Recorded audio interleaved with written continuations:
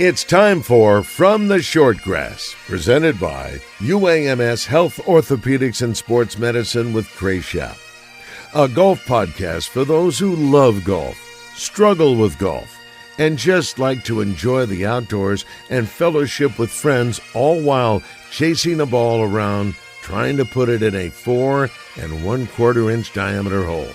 From the Shortgrass is presented by UAMS Health Orthopedics and Sports Medicine, and brought to you by Stevens Incorporated, an independent financial services firm with the freedom to focus on what matters most. Beechwood Pinnacle Hotels. We partner with you to deliver high-yield results by managing, developing, and investing in top-quality hospitality assets. And now, from the Shortgrass, here's your host, Trey. Welcome to another edition of From the Shortgrass, presented by UAMS Health Orthopedics and Sports Medicine. I am your host, Trey. Remember, at UAMS Health Orthopedics and Sports Medicine, they are dedicated to keeping you in the game. From sports injuries to joint replacement, they provide world-class care right here in Arkansas. Coming up on this edition of From the Shortgrass, we will talk with Tom Clark, noted golf course architect, not from the state of Arkansas, but is now in the Arkansas State Golf Association Hall of Fame, has designed several courses throughout the state. You'll hear about that and much more after the break. Beechwood Pinnacle Hotel Group is the leader in the state in managing hotel properties. From El Dorado to Jonesboro to Fayetteville to Kansas City and back home in Little Rock, you will find a Beechwood Pinnacle managed hotel property. Are you looking for a weekend staycation? Book the Hilton Garden Inn located on Rock Street and enjoy the Agassi 7-rooftop bar with fantastic views of the Little Rock skyline. Open Sunday through Thursday evenings from 4 to 11 and Friday and Saturday from 5 to midnight. Find them on the web at bphotels.com. Beechwood Pinnacle Hotel Group. UAMS Health Orthopedics and Sports Medicine is taking golf to the next level. As the official orthopedics and sports medicine provider for Razorback Athletics, UAMS Health covers all 19 Razorback sports programs, including golf, and is the official medical partner of the Simmons Bank Championship presented by Stevens. They're also proud to sponsor professional golfers Ken Duke and Glenn Day. Have a golf injury? Call Ortho at 501-686-TOSH to schedule your appointment today. That's 501-686-8674. Welcome back to this edition of From the Shortgrass, presented by UAMS Health Orthopedics and Sports Medicine. I am Trey.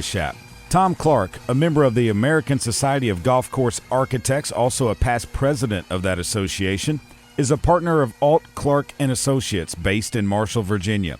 Over the course of his career, he has completed nearly 100 new courses as a project architect and more than 250 remodeling projects. He has worked all over the country and all over the world, with some of his projects taking him to Korea, Ireland, South Africa, Canada, and Mexico. A graduate of Penn State, he is now in the Arkansas State Golf Association Hall of Fame. He was a member of the 2024 class. On the tee, Tom Clark. Mr. Clark, thanks for joining me on From the Shortgrass. Do you remember the first time you picked up a golf club? Well, I was very fortunate to live on a street outside of Philadelphia, a little town called Broomall. And on that street was Joe Capella, who was the golf professional at Aronimink Country Club. So my father was an amateur golfer, not much of one, but literally he saw me out playing on the lawn one day, and he talked to my dad, and he said, I got a bunch of old clubs, I'll cut them down for Tommy. Mm-hmm. And across the street from me was a family called the Sunnis, and Mr. Sunni was a superintendent, and he was a assistant over at Marion Golf Course. So I kind of lived in a golfing environment. And as a young boy, Marion had 2 courses, and they weren't far away. So we would ride our bikes down and stash them in the woods, and we would, run up the hill with a couple of clubs, and we would play a 3-hole loop. And this was on I think the famous course is the East or the East. West. So we were on the West course. And literally, it's the first time I found, wow, a Titleist golf ball. And, so we found balls in the woods, used those. And we played this little 3-hole loop until the superintendent showed up and chased us off. Did you know I the knew prestige of the golf course that not you were at all. on? I just knew it was a golf course, and that we were playing it for free. So you played golf in high school? Yes. And what was that like? Playing the other two people who, on my 50th reunion, I met them both again. Andy Thompson actually went on and played on the mini tour and was pretty successful. So, he basically stuck with the golf. And when I started doing remodeling up in the Philadelphia area where my mom still lived, my dad had passed. He was a club president at Overbrook, and he basically hired me to redo their golf course. Well, one thing leads to another, and then Radnor Valley, where I used to valet park cars, hired me to redo their course. And we did like 4 other courses in the immediate area. It's just the way it happened here in Arkansas, meaning once you get established in a region and people see your work, other people say, wow, we would like to build a course and we'd like to hire Mr. Clark.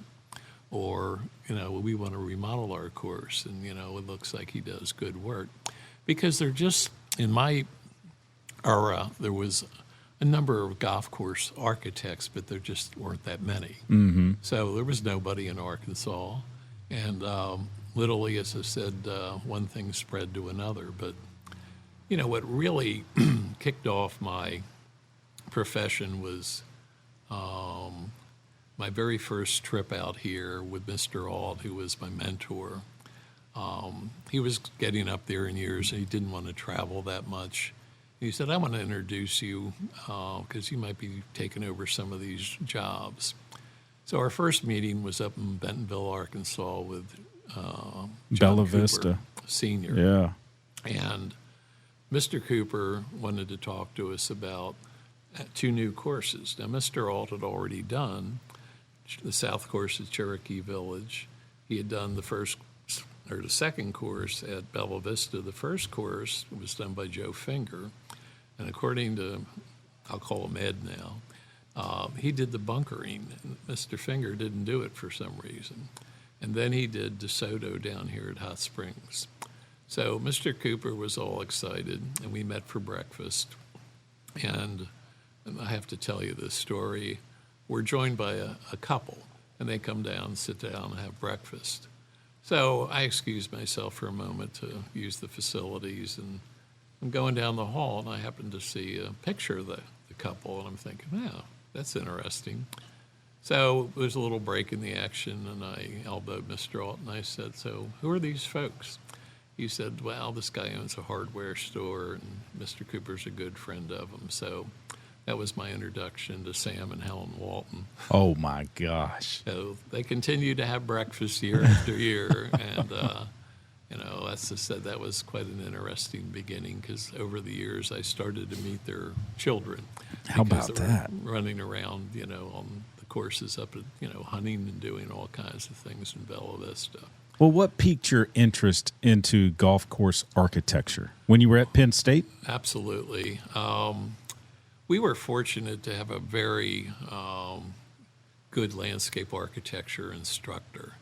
He actually did a exchange program. I studied in Portugal for a semester, and he took us over there, and we traveled all through Europe. But he knew a lot of people, and he got 2 architects. They were partners, Jeff Cornish and Bill Robinson. Bill Robinson had graduated several years before me at Penn State.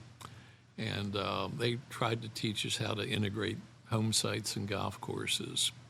First, we were taught the basic routing principles of a golf course, about the highs and lows and the drainage and, I guess the distances. Back then it was 250 yards from the back tees. And I just kind of got fascinated because I had played golf. Now, Mr. Cornish went back to the office after 2 days, and Bill stayed the whole week. So he would be in our design studio at night, and I would go up there, look over his shoulder, and he would be sketching greens and doing grading plans. And I finally said, Bill, how do you get into this profession? He said, Well, Tom, you either are born into it, like the son of a golf architect like Reese and Bobby Jones, or you luck into it like he did. Mm-hmm. Well, I wrote every, I guess, architect that was in the back of a Golfdom magazine. There were only about 15 back then.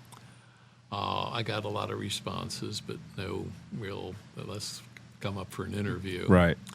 And I told my professor I was most interested. Well, he had worked with Ed Ault up at a course called Toft Trees, which was a home site development that was built up around Penn State. And Ed called him one day and said, look, my only employee has left me, and I'm looking for someone. Desperately. So I went down and interviewed, and he offered me a whopping $6,000 starter salary, and I looked him straight in the eye and said, I didn't go to college for 5 years for $6,000. He said, well, let's make it 9. And I'm like, wow, what a great negotiator I am. So I said, well, I'll see you about a month from now, because graduation was in 2 weeks. He said, no, you're going to be here the day after you graduate. He said, I got work for you. So, as I said, needless to say, I was there, graduated on Saturday, drove down Sunday, and went to work Monday morning. And I was in the office for 2 years. And I kept saying, I'm not learning anything. Right. You want to be out on plans. Yeah, the because property. I don't even know what they look like. Yeah. And I can do grading plans and figure out tees, and he was not much of a artiste, meaning I did all the drawing portions. And I changed the greens. He used to have spot elevations to contours because I could understand it better than the contractors, I think, could. So finally, his son came to join us. Finally, we both got out of the office with him. And as I said, our first trip, he takes me to, of all places, Bentonville, Arkansas. Well, I'll give you a brief story. The one course Mr. Cooper wanted to do was up at Bella Vista, and Mr. Ault had done the first course, and he wanted to split that up into 2 more courses, Kingswood and Birksdale. So, we got our marching orders there. Then he came back and said, I want something really special. You've done DeSoto, it's great, but I want something at Cortez that's going to be out of this world. I want waterfalls. I want, basically recirculating streams. Something that would make Donald Trump proud today. But, I threw in, how about an island green? And this is long before Sawgrass. Before Pete Dye. Long before, meaning, and there was an island green at Ponte Vedra for years before, sure, the one at TPC. But what I meant was one we could move around. So Mr. Ault, being an ex-engineer, we got back to the drawing board, and Mr. Cooper said, basically, I don't have a budget for this, so show me what you got. Well, I started calling the Arkansas River Authority, trying to find some barges that were derelict, and how much it would be to ship them up here. We were going to weld them together, tie them together, fill them with dirt, and then sand for the green cavity. Mm-hmm. And then we had a 3-point system where we could move this green around with cables. And then we had floating docks where you could take it out to 150 or back to 100. Not move it daily, but maybe once a week you change the green. And then I had these waterfalls and recirculating streams, so we came up and presented this. Well, Mr. Cooper said, well, that looks great. How much? And we gave him an estimate, and he said, well, I don't think we're going to be doing that.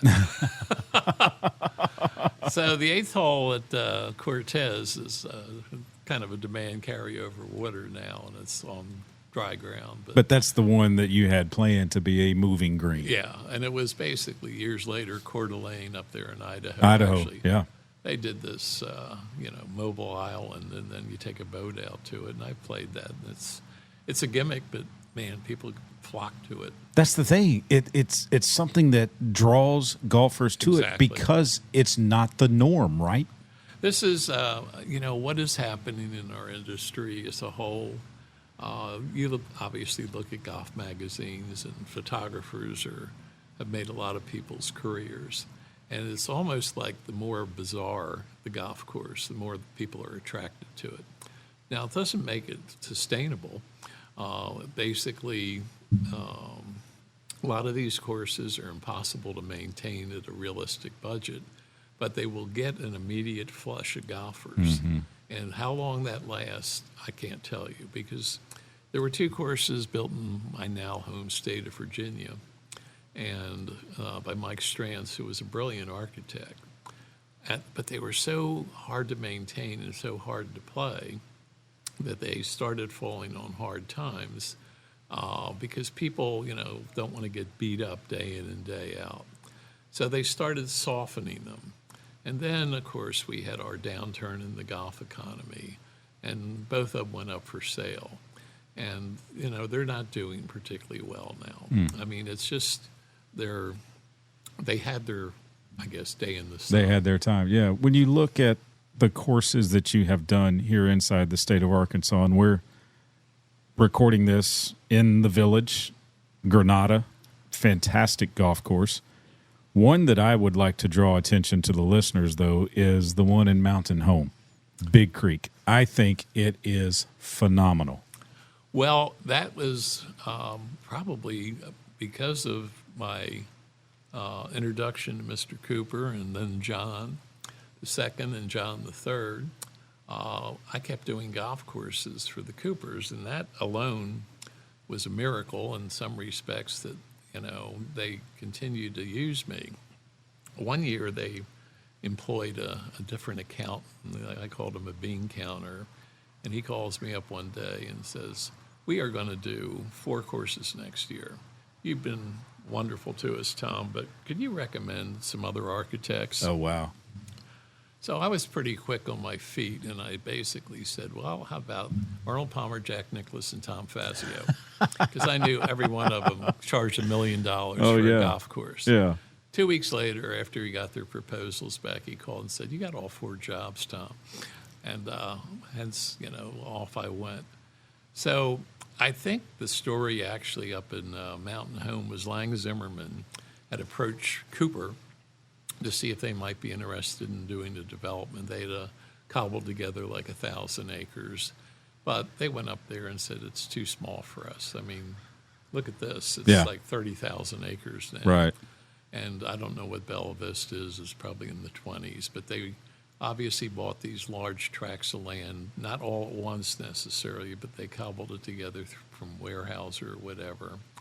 And then, but they said, "We do use an architect, and his name's Tom Clark." So I got a call from Lang, and I went up and interviewed, walked around the property, and sent him a proposal. And next thing, we're under construction. And I had found a firm up in Canada, of all places. I'd worked at Hamilton Golf and Country Club for years up there, and they had done a lot of the work, and they kept saying, "We want to go a little further south, where it's warmer." So I brought them to Pennsylvania and Virginia Beach, and then I said, "How would you like to go to Arkansas?" And they came out, and their name of the company is Turf Drain International. And they really now concentrate just on remodeling, but they built that golf course, and it was not easy because it was a rock pile. Mm-hmm. And that's why we solid-sodded, the fairways to Zoysia. I love Zoysia grass. Yep.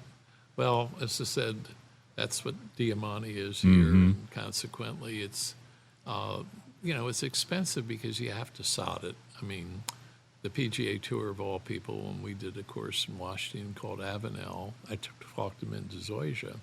They said, "Absolutely, this is Dean Beeman," because he used to practice off it at one of the turf nurseries. So he said, "That's fine, we'll sprig it." Well, Zoysia you can sprig, but it takes 3 years to grow in. So they had a tournament called the Chrysler Cup where the legends of golf, this is back in the days of Julius Boros and Gary Player and, Nicklaus were there and Palmer was there and all these Europeans. And they were so complimentary of the course. It was great because they were playing on ryegrass more than they were playing on Zoysia. But the long and short of it is that, 2 years later they have the tournament and they're still playing. It's not grown in yet. And good old Greg Norman takes a double bogey on this little par 3 and said they ought to blow this up. Well, people thought it was the whole course. It was the hole that he couldn't seem to par. And Tom Kite won the tournament because he birdied it twice and parred it the other 2 days. How many total courses do you know off the top of your head you've designed? I'm up to about 125 right now. All over the country? All over the country, all over the world. Furthest away from here? Probably Korea. Yeah. Wow. But as I said, I was basically helping a writer do an article, starting with Ault, and then myself and Brian, and then the people we put into the industry just a few weeks ago. And he said, "How many states have you worked in?" I said, we started rattling them off, and I said, it turned out to be 40. Wow. So we've gotten around the United States, and we did a lot of, I guess, international travel, not always for, basically successful new construction. We laid out courses in Spain and Montenegro and all the places, Ireland. They didn't all get built, but the one in Korea did. What does it mean to you, Tom, to be inducted into the Arkansas State Golf Association Hall of Fame? Well, I quoted as it was dizzying, but I was shocked because as an architect, certain people seek fame and fortune. I was basically just happy to keep working. I mean, I didn't ever expect to be a boss, and then when we formed Ault Clark and Associates, I was the boss, but I still wanted to be the architect. So every one of our associates, one of us, Brian or myself, had to, or Ed, when he was alive, had to go with the associate for the field visits. Not every one, but most of them. And then, literally, as I said, 1 year I had 8 courses alone under construction. And I was just kept my suitcase packed. I was going to say, you were on the road 4 a lot. days a week. Yeah. And, that wasn't necessarily good for the home life. And basically, that was 1999. The next year, I think, the firm had 23 courses that year. Then it was 14. Then it was 8. Then it was 4. Then it was 2. And the writing on the wall was we were in a downswing in the economy. And, we had built up our staff to 11 people, including administration. But we actually, unfortunately, had to start letting people go. Yeah. Some of which stayed in the industry. Others went into landscape architectures. Others went into environmental studies. But there's 4 of them that stayed in golf architecture and made a good living on their own. So I'm happy. There are 3 of them are members of the American Society of Golf Architects. At one time, all 4 were, but one of them dropped out. So I put a lot of people in this business, which is gratifying. But being in the ASGA Hall of Fame, is that like the icing on top of the cake? It certainly is, because what I was going to say earlier, so many of these courses are home site developments. And I, was shocked, for instance, like when Diamante, was named the best course in the state. Well, as I said, then houses start getting built, and, it loses its overall appeal to the Raiders. They love, the Alotian. There's no houses. They, the blessings, things like that. And, of course, you can't compete necessarily against those courses. They're wonderful courses. And, as I said, Isabel then kind of moved up, the ladder also. And then, one of my biggest thrills is the fact I don't really know that there's any other architects in the Hall of Fame here, which is a real amazing thing. It's mainly players and, people that have a background in, the administration of golf or whatever. So I'm thrilled to have done that many courses in Arkansas. And as I said, there's Mountain Ranch, there's Thunder Bayou, there's all over the state, and of course up in Bella Vista, that corner. It just continued to grow. There's a lot of them. Best golf course you've ever played, or best one you've designed in your mind? It's funny you should say that, because the very first year I became a member of the American Society of Golf Architects was 48 years ago, and our conference was held in the Monterey Peninsula. And the very first course I played was Cypress Point. Oh, very nice. And I think to this day I've got to play it twice more. I think it's my favorite golf course.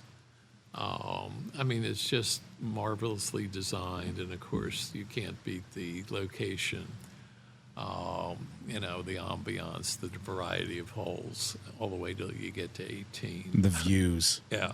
You and 3 others, living or deceased, you would like to play a round of golf with. Who would they be? I would bring my father back for that. My father was a very humble man. I was 20 years old before I found out he was an Olympian. My mother's down in... What sport? He was a pair-oared shell. He was a rower. He and my uncle were twin brothers, and they rowed in the 1932 Olympics. And they were 8-time national champions. And I knew nothing about this. So, I'm 20 years old. My mom pulls up, "Do you want your dad's T-shirt?" I thought it was a Budweiser shirt. And I said, "I don't think it'll fit." I said, "What is it?" He said, "Oh, that's his Olympic jersey." My mother never talked about it. And then out come the books from the Undine Barge Club. I've always been intrigued by Bobby Jones. Mm-hmm. I just, his subtle swing. And obviously I was supposed to play a round of golf with Jack Nicklaus one day, and because I was president back in '92, and he was at the conference that year, and I got a call from one of his associates, said, "You're playing with the big guy." I'm like, "Who's the big guy?" I said, "Jack." And I'm like, "Oh." So I was a nervous Nelly all through, the days leading up to it. But what happens, Jack gets all his group together who were members, said, "We're flying to somewhere in Europe tonight." Oh, no. So I was fortunate because I played with Steve Smyers, who played for Florida. He was a great golfer. And Pete Dye I played a lot with. He was there. And I had one of my worst rounds. Oh, no. So I don't think it would have been much fun, for Jack that day. Man. But as I said, I might have risen to the occasion. I'm sure you would have. Well, Mr. Clark, thanks so much for your time, and congratulations again on going into the Arkansas State Golf Association Hall of Fame. Well, thank you so much, because it means so much to me. Strength is measured not by the number of accounts. Strength is placing value on relationships. It's having the vision and the guts to invest in growth. It's the commitment to responsibly manage your money. At Stevens, we believe that our strengths build success, not only for us, but for our clients. Stevens, member NYSE, SIPC.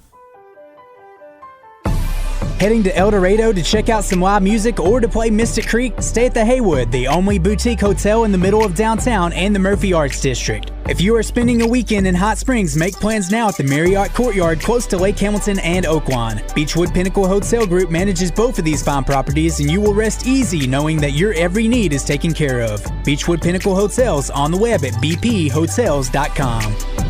UAMS Health, Orthopedics, and Sports Medicine is taking golf to the next level. As the official orthopedics and sports medicine provider for Razorback Athletics, UAMS Health covers all 19 Razorback sports programs, including golf, and is the official medical partner of the Simmons Bank Championship presented by Stevens. They're also proud to sponsor professional golfers Ken Duke and Glenn Day. Have a golf injury? Call Ortho at 501-686-TOSH to schedule your appointment today. That's 501-686-8674. That will do it for this edition of From the Shortgrass, presented by UAMS Health, Orthopedics, and Sports Medicine. Remember, when you need an overnight place to stay, go to bphotels.com, check out their great lineups of hotels, find one near where you are going to go, and book it. That's all you have to do. Matthew Allen, Blair Allen, they know how to manage hotel properties. And also, remember, when you find your ball mark on the green, fix it and a couple of more. And I hope to see you sometime soon from the Shortgrass. You have been listening to From the Shortgrass, presented by UAMS Health, Orthopedics, and Sports Medicine, a weekly podcast dedicated to the game of golf. This has been a presentation of the Buzz Radio Network in association with Majestic Cubby Productions.